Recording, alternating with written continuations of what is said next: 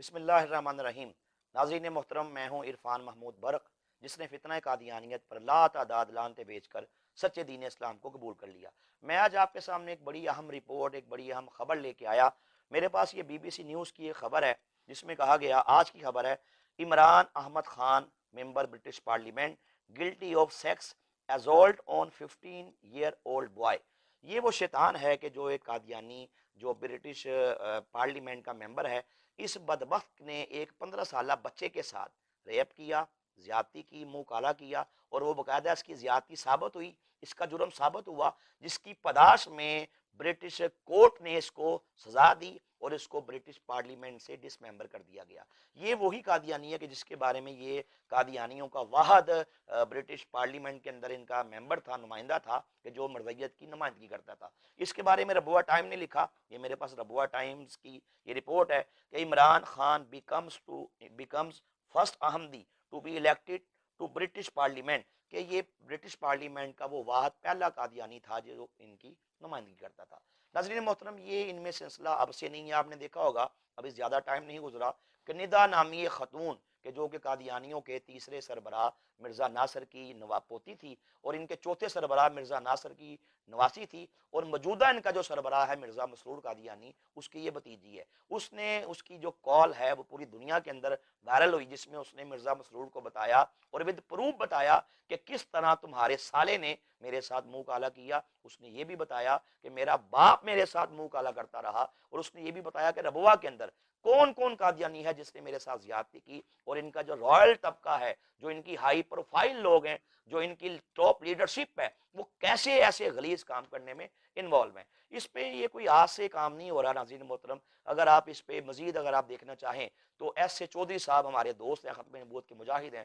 انہوں نے ایک چینل آقا کا غلام کے اندر یہ ایک دو نہیں سینکڑوں پروگرامز کر چکے کہ قادیانی کیسے اپنی ماؤں سے منہ کالا کیا، یہ وہ بدبخت لوگ ہیں، ان کے رائل طبقے نے کیسے اپنی سگی بہنوں سے، بیٹیوں سے منہ کالا کیا۔ یہ کائنات کے بدترین کافر ہیں کہ جو اپنے ان رشتوں کو بھی، جو مقدس رشتے ہیں، ان کو بھی نہیں چھوڑتے۔ اس پہ ایک اور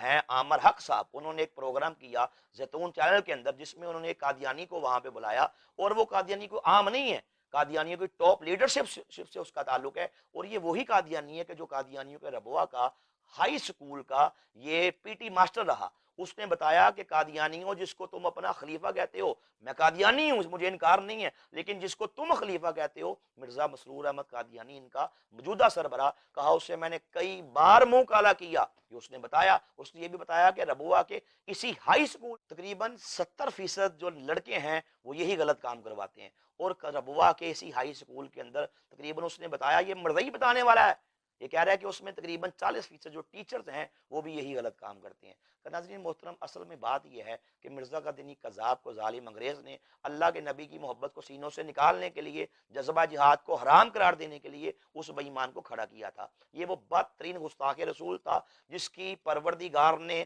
عزت کی دھجیاں فضائے بسیط میں بکھیر دی، اور اسے بتایا کہ تم نے میرے نبی کی عزت میں حملہ کیا، اللہ نے اس کو تباہ و برباد کر دیا۔ مرزا قادیانی قذاب کی اگر آپ لٹریچر پڑھیں، کتابیں پڑھیں، اس نے خود لکھا کہ میں نامرد ہوں، جب میں نے شادی کی میں شادی کے قابل نہیں تھا۔ اس کی جو نام نہاد جو اس کی بیگم تھی نصرت جہاں بیگم، میں نے پھر لکھا مرضی کتب سے بتایا کہ وہ کیسے قادیان میں لوگوں کے ساتھ منہ کالے کرواتی تھی، اور میں نے دنیا مرضیت کو اس بات کا 1 کروڑ روپے کا چیلنج یہ دیا کہ دنیا کا کوئی قادیانی مرزا قادیانی قذاب کی اولاد کو حلالی ثابت کر کے دکھائے، میں 1 کروڑ روپے انعام دوں گا۔ میں یہ دعویٰ کرتا ہوں کہ اس کی ساری اولاد حرامی تھی۔ الحمدللہ اب تک ایک دو نہیں، درجنوں نہیں، سینکڑوں قادیانی یہ چیلنج سن کے مسلمان ہو چکے۔ پروردگار کے خاص کرم سے، سرور کائنات کی نگاہ کرم سے، اب تک تقریباً 1100 سے زیادہ قادیانی میرے ہاتھ پر الحمدللہ مسلمان ہو چکے۔ اصل میں بات یہ ہے کہ سچا نبی خود بھی غیرت والا، حمیت والا، اور اپنی امت میں بھی یہی غیرت و حمیت کو منتقل کرتا ہے،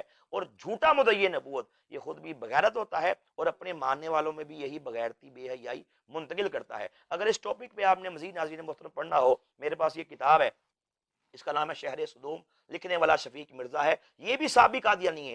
اس میں لکھا اور اس میں بتایا کہ بشیر الدین محمود ان کا دوسرا سربراہ کیسے اپنی سگی بیٹی کے ساتھ منہ کالا کرتا تھا، کیسے قادیان کی عورتوں کے ساتھ اس نے منہ کالا کیا، ربوا کی عورتوں کے ساتھ اس نے کیسے منہ کالا کیا، اور اس نے بڑے بڑے مردیوں کے حلفیہ بیان اس میں لکھے۔ اگر اس پہ مزید پڑھنا ہو تو میرے پاس ایک اور بک ہے، احمقوں کی جنت، جی آر روان صاحب نے لکھی، اس میں بھی انہوں نے یہی ٹاپک بیان کیا۔ تو ناظرین محترم، بات یہ ہے کہ انشاءاللہ یہ فتنہ جو ہے، اس کے یہ کلٹ جو ہے، بڑے بڑے قادیانی اس کلٹ سے نکل رہے ہیں، لوگوں کی آنکھیں کھل رہی ہیں۔ انشاءاللہ وہ دن دور نہیں جب یہ فتنہ اپنی موت خود مرے گا، لوگ اس کے بارے میں اویئر ہو رہے ہیں، انشاءاللہ یہ فتنہ نیست و نبود ہو جائے گا، اسلام زندہ رہے گا، اسلام تابندہ رہے گا۔